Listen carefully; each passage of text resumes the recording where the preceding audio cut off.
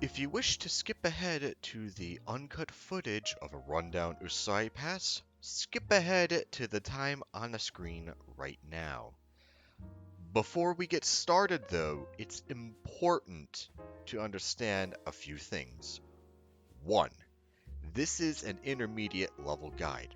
For those that don't know the road at all, this guide will likely not be of use to you. 2. This is not the end-all be-all guide. This is just how I interpret things and what works for me on Usui Pass. 3.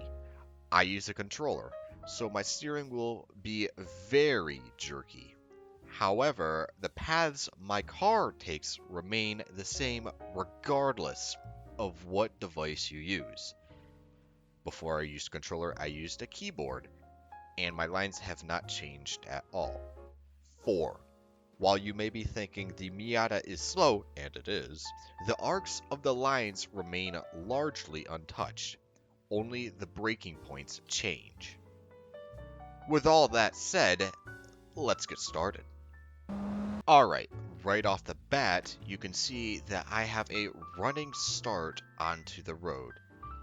Now, for time attacks, it is important to have a good running start. This can shave off upwards to a whole second. However, for battles, this may or may not apply to you. What is important and what does apply is how you attack the first turn of the 4 turns that are just a chicane. The first of the 4 is a lot tighter. Because of that, you have to take it a lot slower than what you think you have to. Once you understand how fast you have to go, you can cruise and weave in and out of the following turns. You may have noticed that I did not brake at all during the corners, for those 4 corners. That's because I didn't. For most cars, and in all actuality, all of the cars on Toge Life 3, you do not actually have to brake for those 4 turns. You can just let engine braking take care of it, which works great because it does not upset the natural balance of the car, meaning you can take the corners much more predictably and with less understeer. This can vary per car, but that is just in general. For the following corner up here, however, I tend to take it a lot slower than other people. Other people tend to late apex it, dive into the corner. I tend to brake very early for it, and that is so that I can set up for the following corner. I always try to get as close to the left-hand side as I possibly can, braking right as that dirt bank juts out. For this following corner, it is important to late apex it as it tightens near the end. However, you may notice on the left-hand side there is a ditch there. The ditch can help you, but more often than not it upsets the balance of the car. By and large, depending on how you exit the corner, it may or may not have an impact of how you accelerate out, but it's safer just to get as close to the edge as possible without touching it, as it upsetting the balance of the car can prevent you from getting maximum acceleration out of the corner, which is why you want to late apex it. Otherwise, you run out of room and crash into the guardrail. Following that, you also want to late apex this corner here that goes straight into a hairpin and hug the inside wall. The only reason why is, for me, it allows me to set up for the hairpin, allowing for better acceleration out of it. I can take that hairpin faster. However, if this is a battle, you do not want to do that, as you leave the inside open for someone to dive bomb and overtake you. More often than not, it'll result in a crash, but just to be safe, it's better to just remain in the middle, not all the way to the right-hand side, but in the middle, so that you can take the corner, as that denies the possibility of someone overtaking you. This corner right here is very deceptive. It is very tight. In rally terms, it is a square, borderline hairpin. And for this, you want to late apex it, or at the very least take a traditional racing line and hold off on the acceleration exiting the corner. The reasoning for that is you want to be in the middle of the road, if not more on the left-hand side, so that you can take the following square turn out of it. Because of how tight the road is, especially in this section, there's no runoff at all to speak of. You have to make full use of the contours of the road.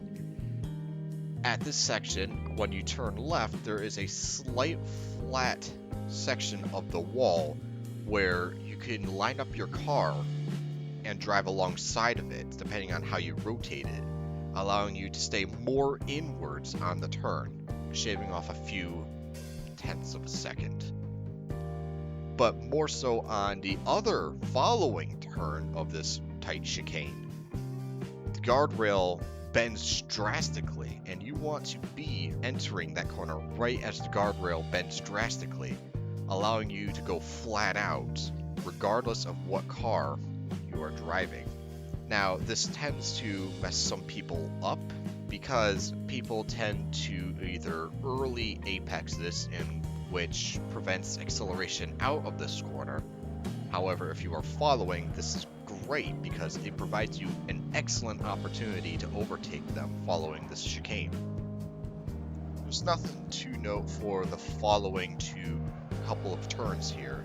It is mostly, by and large, hug the wall as close as you can. For the hairpin following the next turn, you want to brake earlier than what you think, as the road is slightly more pitched downhill, and cars tend to want to understeer at this exact section. For the chicane following that, you want to be brave. You want to accelerate as quick as you possibly can, so that you can maximize your acceleration out on the following straightaway. Following these two shallow right-handers, there's going to be a sharper right-hander, and you want to not brake for it, but hold your throttle around 85 kilometers per hour.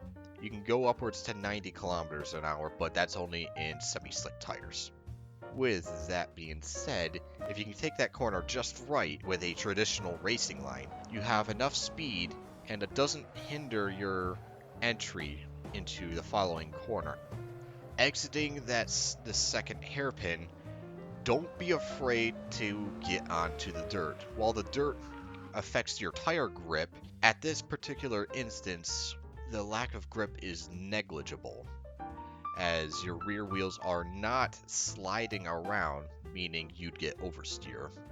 And it does allow you to get better acceleration out of this corner. However, the following turn after here, you have to be careful with your speed. You can't go over 70 kilometers per hour, because the road is canted more downhill here than in other sections of the road. Because of that, you have less grip. For this upcoming turn right here, you absolutely must late apex it, because of how late it tightens and switches back. If you don't, you either brake and lose valuable time, or you smash into a guardrail and have to pay a very hefty insurance fee.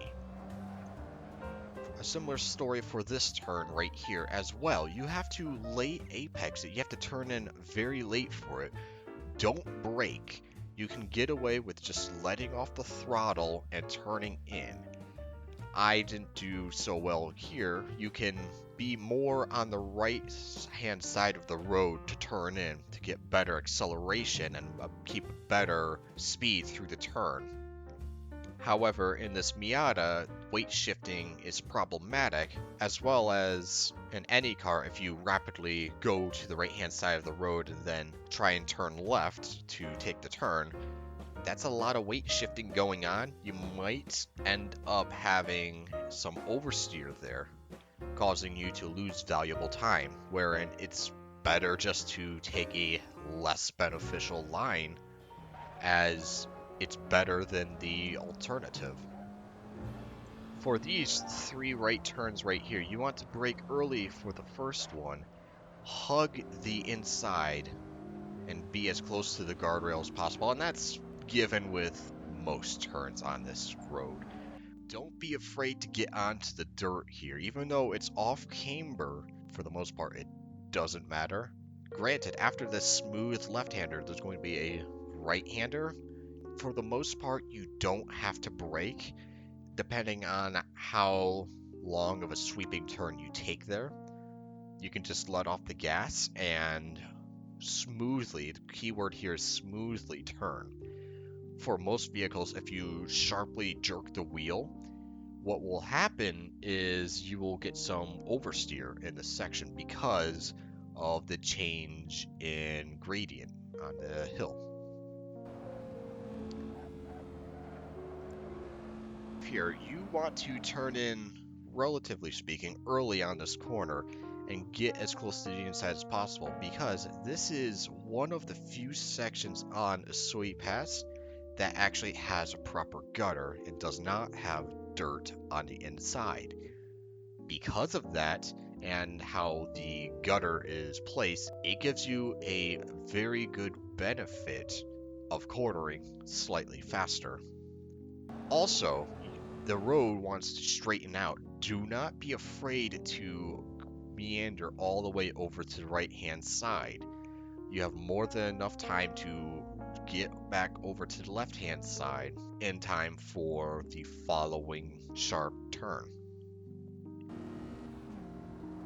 This turn is very deceptive. It's difficult to trail brake into it because of how the road is formed. It's going downhill, you're going over a crest downhill, and you have to quote unquote hug the inside because of the open hairpin coming up immediately after this turn. Sometimes it's safer to brake a little bit earlier so that you have consistent braking into this turn and just coast down the hill.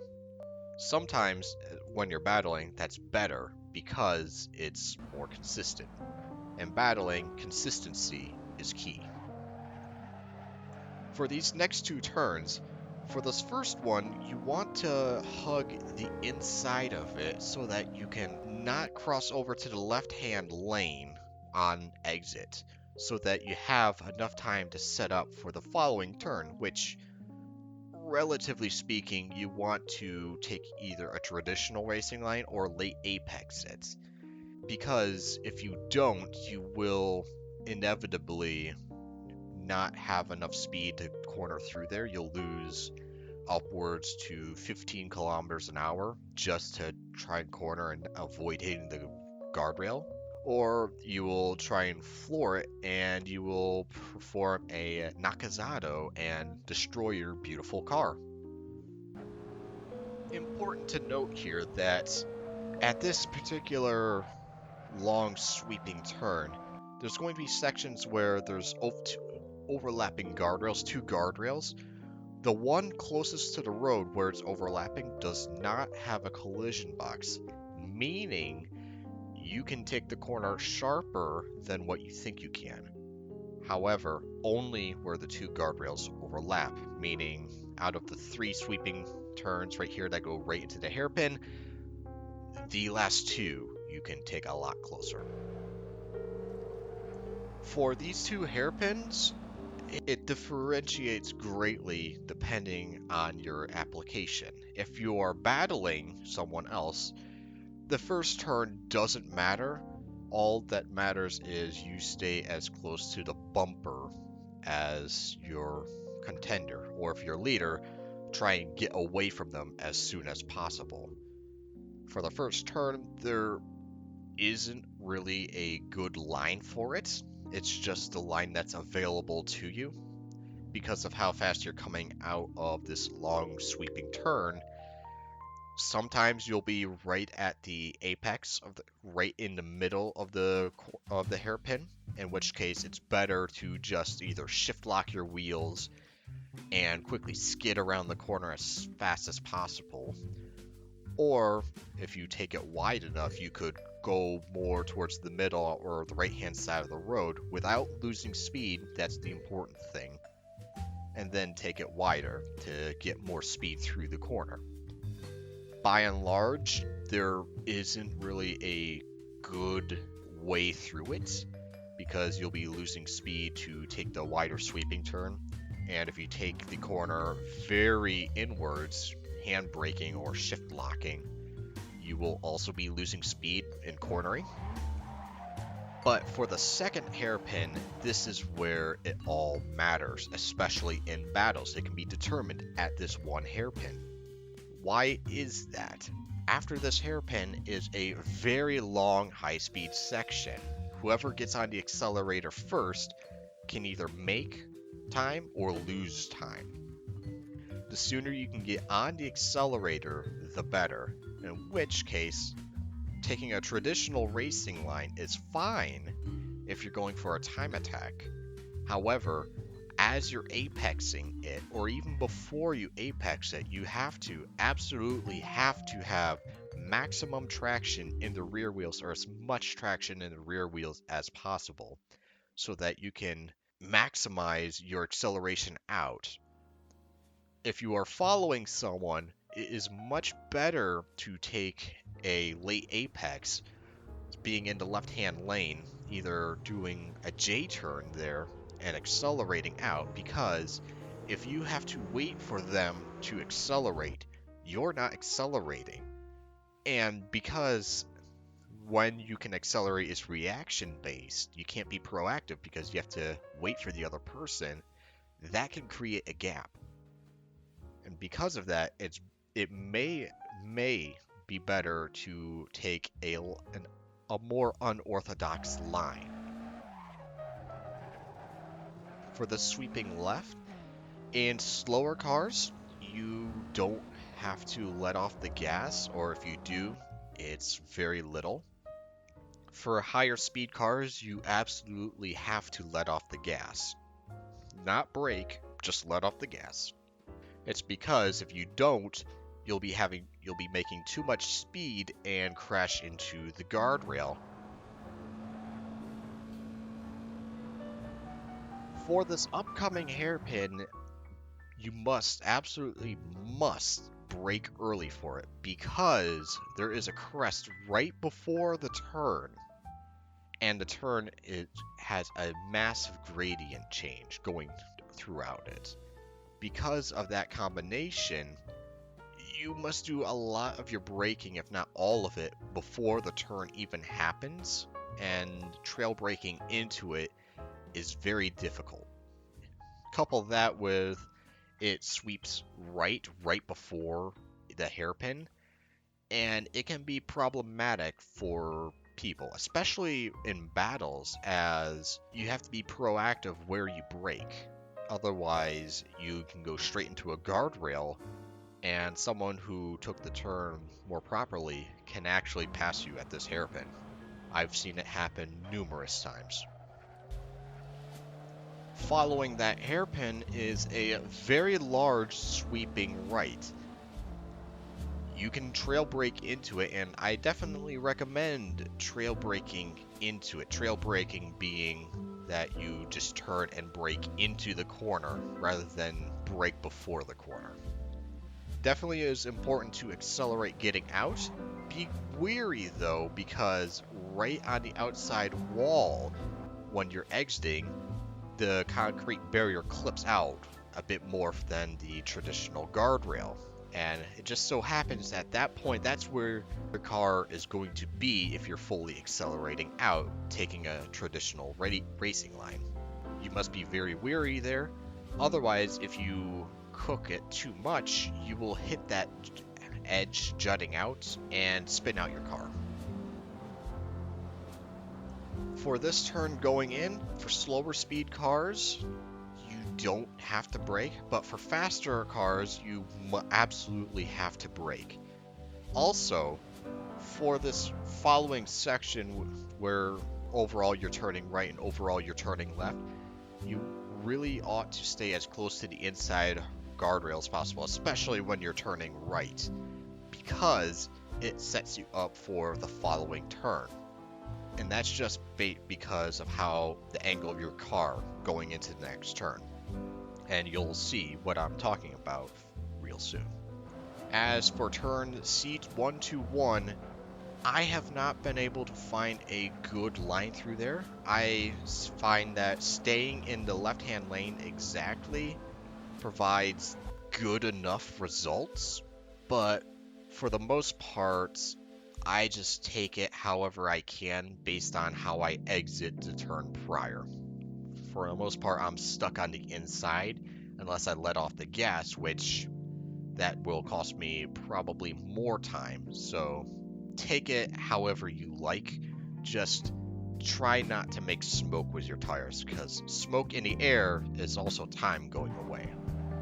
And that is everything for Usui Pass. Thank you all for watching. If you've made it this far and watched it, I appreciate it. After this will be the unedited, uncut run of this, so feel free to watch that if you may, if you desire. But I hope that this was of some use to you guys. So long, and take it easy.